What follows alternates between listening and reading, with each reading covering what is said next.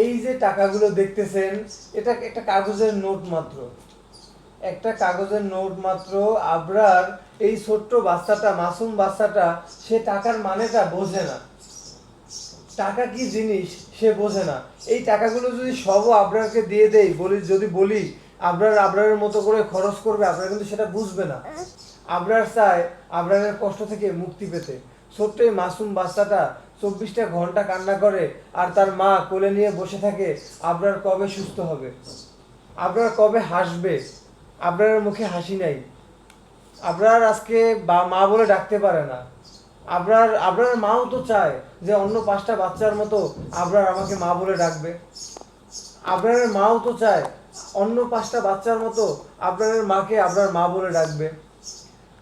আপনারা যখন আপনারা এখন পর্যন্ত 14,70,000 টাকা সাহায্য পাঠিয়েছেন এখানে। আবরারের চিকিৎসার জন্য প্রায় 22 লক্ষ থেকে 23 লক্ষ টাকা প্রয়োজন, যেখানে যেখানে চায়না হসপিটালে শুধু অপারেশন বাবদ 18 লক্ষ টাকা জমা দিতে হবে, এবং আসা যাওয়ার বিমান ভাড়া, চায়নাতে থাকা খাওয়ার খরচ।